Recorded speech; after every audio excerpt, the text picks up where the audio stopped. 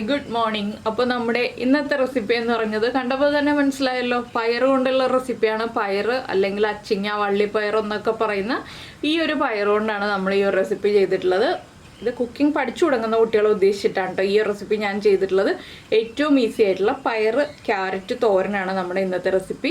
ചോറിൻ്റെ കൂടെ കഴിക്കാനും കഞ്ഞിയുടെ കൂടെ കഴിക്കാനും ബെസ്റ്റാണ്. അപ്പോൾ നിങ്ങൾ എന്തായാലും ഇതുപോലെ ഉണ്ടാക്കി നോക്കിയിട്ടില്ലെങ്കിൽ ഉറപ്പായിട്ടും ട്രൈ ചെയ്ത് നോക്കിക്കോളൂ. കുക്കിംഗ് അറിയാവുന്നവർ ഈ റെസിപ്പി ചെയ്യാറുണ്ടെന്നുണ്ടെങ്കിൽ അതും ഒന്ന് കമൻറ്റ് ചെയ്തോളൂ, നിങ്ങൾ ഇങ്ങനെ തന്നെയാണോ ചെയ്യാറുള്ളത് എന്നുള്ളത്.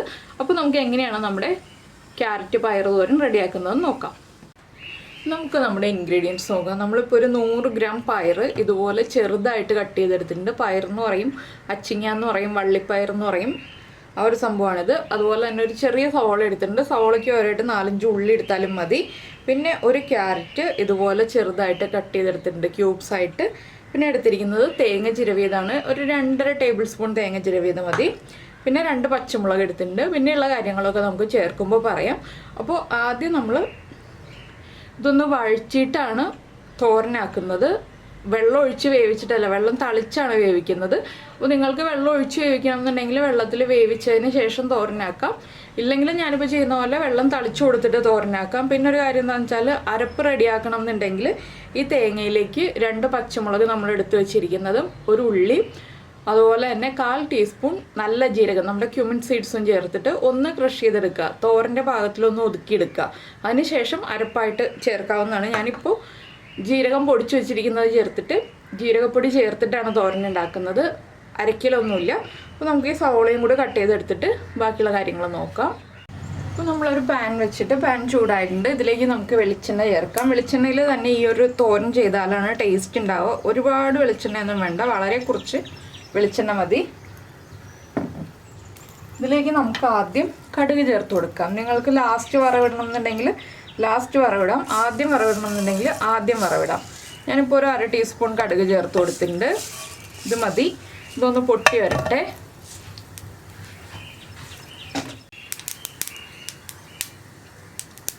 ഇപ്പോൾ നമ്മുടെ കടുക് പൊട്ടി കഴിയാറായിട്ടുണ്ട്. നമുക്ക് 2 വറ്റൽമുളക് ചേർത്ത് കൊടുക്കാം. അതുപോലെ തന്നെ അതൊന്ന് ചൂടായി വരുമ്പോൾ നമ്മുടെ സവോള കട്ട് ചെയ്തത് ചേർത്ത് കൊടുക്കാം.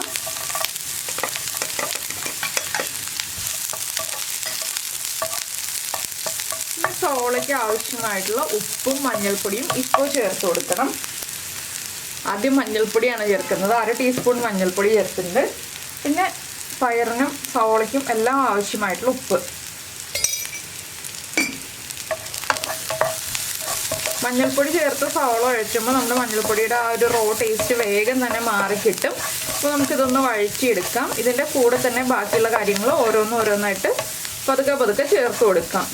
ആദ്യം ഈ മഞ്ഞൾപ്പൊടിയും സവോളയും ഒന്ന് കുക്കായി വരട്ടെ. ഒരു 2 മിനിറ്റ് ഒന്ന് ഇളക്കി കൊടുക്കാം.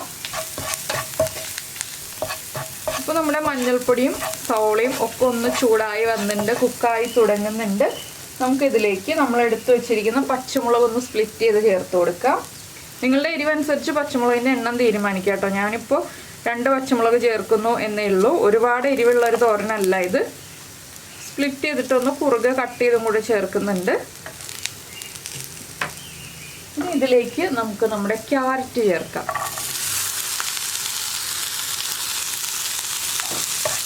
ക്യാരറ്റും ചേർത്ത് വീണ്ടും ഒന്ന് ഇളക്കി മിക്സ് ചെയ്യാം.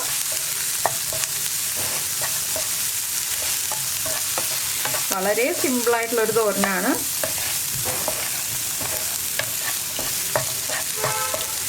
അപ്പോൾ ഇനി നമുക്ക് ഇതിലേക്ക് കട്ട് ചെയ്ത് വെച്ചിരിക്കുന്ന അച്ചിങ്ങ അല്ലെങ്കിൽ പയർ ചേർത്ത് കൊടുക്കാം.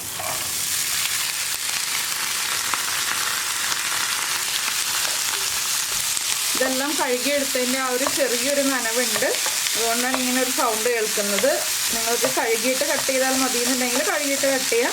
പൊതുവേ ഞാനെല്ലാം കഴുകിയിട്ടാണ് കട്ട് ചെയ്യുന്നത്. ഇന്നിപ്പോൾ കട്ട് ചെയ്തതിന് ശേഷമാണ് കഴുകിയെടുത്തത്. ഇനിയിപ്പോൾ നമുക്കിത് അടച്ച് ലോ ഫ്ലെയിമിൽ വെച്ച് കുക്ക് ചെയ്തെടുക്കണം. ഇടയ്ക്ക് വേവ് കുറവായിട്ട് തോന്നുകയാണെങ്കിൽ 1-2 ടീസ്പൂൺ വെള്ളം തളിച്ചു കൊടുക്കാം കേട്ടോ. അതിൽ കൂടുതൽ വേണ്ട, ഒരുപാട് വെള്ളം തളിച്ച് വേവിക്കേണ്ട ആവശ്യമില്ല. ഇപ്പോൾ കണ്ടോ, നല്ല കളർഫുള്ളായില്ലേ? ഒരുപാട് ക്യാരറ്റ് എടുക്കണ്ട കേട്ടോ.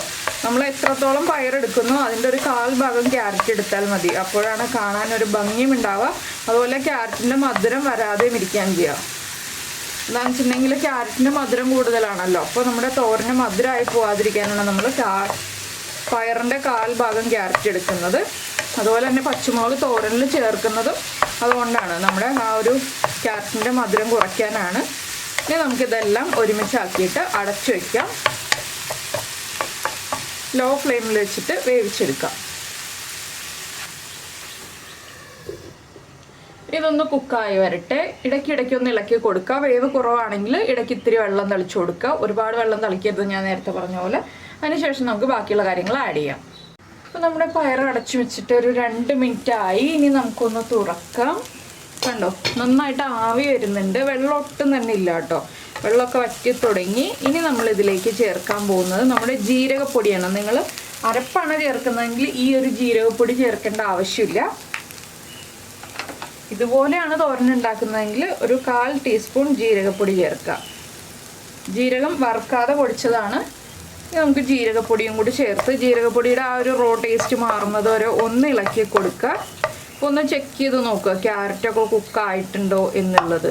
ഇതുപോലെ നമ്മൾ പ്രസ് ചെയ്യുമ്പോൾ ക്യാരറ്റ് മുറിഞ്ഞ് വരുന്നുണ്ടെങ്കിൽ ക്യാരറ്റ് കുക്കായിട്ടുണ്ടെന്നാണ്. ഇതിപ്പോൾ ക്യാരറ്റ് കുക്കായിട്ടില്ല, ഒന്നുകൂടി ആവാനുണ്ട്. അപ്പോൾ വെള്ളമൊക്കെ വറ്റിയതുകൊണ്ട് ഞാൻ ഇതിലേക്ക് കുറച്ച് വെള്ളം തളിച്ചു കൊടുക്കുന്നുണ്ട്. അതുപോലെ തന്നെ നമ്മുടെ തേങ്ങയും ചേർത്ത് കൊടുക്കുന്നുണ്ട്. എന്താണെന്ന് വെച്ചാൽ തേങ്ങയും കുക്കായി വരണ്ടേ. ഒരു 2 ടീസ്പൂൺ വെള്ളം മതി. ഇതൊന്ന് ചേർത്തിട്ട് ഇളക്കി മിക്സ് ചെയ്യുക. അതുപോലെ തന്നെ നമ്മുടെ തേങ്ങ ചിരവിയത് ചേർത്ത് കൊടുക്കാം. അരപ്പാണെങ്കിൽ ഇതൊന്ന് കുക്കായി വരുമ്പോൾ ഒരു 3/4 ഭാഗം കുക്കായി വരുമ്പോൾ ചേർത്ത് കൊടുക്കാം.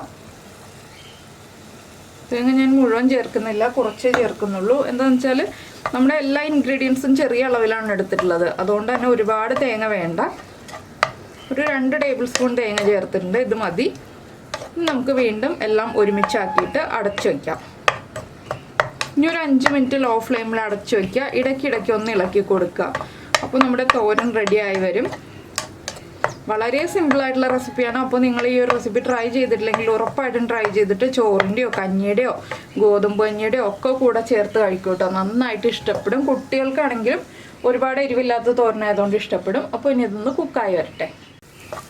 ഇപ്പോൾ നമ്മുടെ തോരൻ റെഡി ആയി കഴിഞ്ഞു. ഇനി ഉപ്പ് ചെക്ക് ചെയ്യുക. ഉപ്പ് കുറവാണെങ്കിൽ ഉപ്പ് ചേർത്ത് കൊടുക്കുക.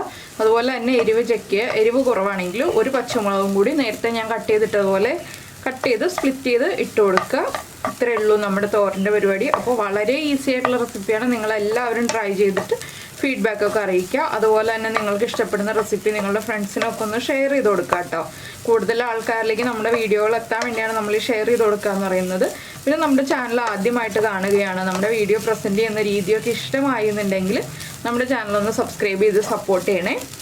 ഞാനിങ്ങനെ ഇളക്കിക്കൊണ്ടിരിക്കുന്നത് എന്താണെന്ന് വെച്ചാൽ ചെറുതായിട്ട് നമ്മൾ വെള്ളം തളിച്ചു കൊടുത്തില്ല, ആ വെള്ളം ഒന്ന് വറ്റി കിട്ടാനാണ് നമ്മളൊന്ന് ഇതുപോലെ ഹൈ ഫ്ലെയിമിൽ വെച്ചിട്ട് ഇളക്കി കൊടുക്കുന്നത്.